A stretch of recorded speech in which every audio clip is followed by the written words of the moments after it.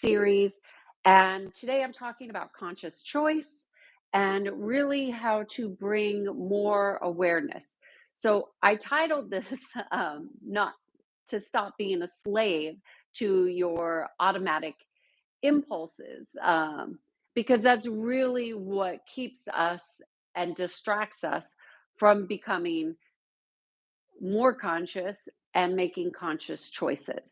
So, for this video, I just really want to focus on that one aspect because these impulses, reactions, behaviors, um, they might be habitual. They might be what you used to do based on traumas or based on, your family dynamics or based on a work environment in which you needed to behave a particular way. However, those don't often serve you in becoming conscious. So, one of the best ways to become more conscious and to make more conscious choices is to become aware of where you are not paying attention. So, where do you notice that you are reactive? Where do you notice that you are just saying what you used to say, or in conversations, or where are you most impulsive? You know, being impulsive is not always in your benefit. So, because it takes away your ability to be conscious and aware. So, impulses can be infiltrated in many different ways. And, if you're an empath, for example, like I am, and you're around a group of people, you're feeling all different kinds of energies. Those energies have a frequency, they have a pulse. And so if you're not, I'm just going to move this slightly. If you are not,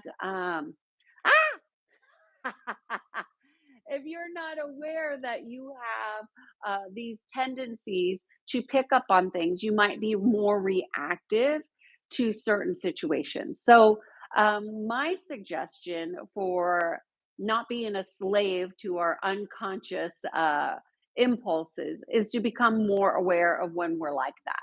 So, that's an observation of your own self, and you do this without judgment.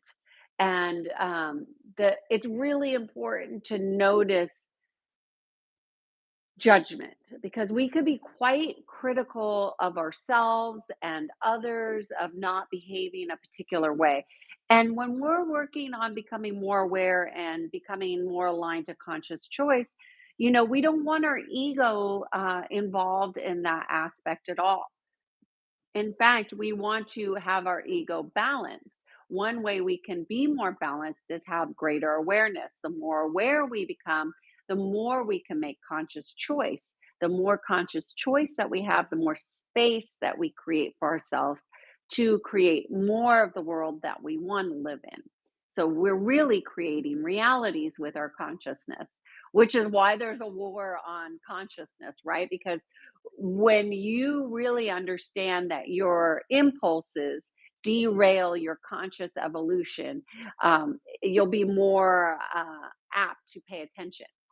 So, what I would suggest is that you just take like a snapshot of a week, and for 1 week you make it your goal or your task to just focus on your impulses, your unconscious impulses, because you don't want to be a slave to them. So you want to know when they're happening. And you might be able to identify patterns. Um, that's what I do on a regular. Like we are always running patterns. Energy only runs in patterns. So if you can identify the patterns, you can disrupt the patterns. And that's really what you want to do with your conscious choice is disrupt patterns. So maybe you notice that you have unconscious impulses when you're in an argument. Okay, great.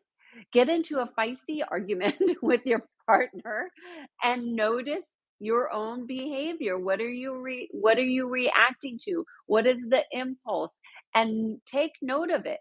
And if you're going into the argument knowing that you have a discussion of something and you don't want it to be an argument, but you want it to be a discussion, you know that. Consciously go and say, and I don't want this to be an argument. I want this to be a discussion. And that will help you and your partner have a more balanced conversation to where you can see and observe yourself from a more calm, balanced state rather than a hyper state of an argument. So that might be one place. Another place where a lot of people get triggered is driving. Another place where people are often unconscious is like in your habitual routines. I know a lot of people in the fitness world, they like a routine. Sorry, my battery's dying. They like a routine, but routines become impulses. And, I know it's a very comfortable place to be, but it's not the best place to learn, and it certainly is not the best place to be conscious. So, what I would suggest is make a conscious choice to disrupt your pattern, and then you can notice what impulses come up, how discomfort comes up, and then you can start to see that for yourself. When you have greater awareness of those impulses, those unconscious impulses, you can then choose differently for yourself. So that's pretty cool, right? Like then you're really bringing conscious choice, like what do I want to create in this moment, in this hour? And you can also bring in intention into everything you're doing when you're more conscious.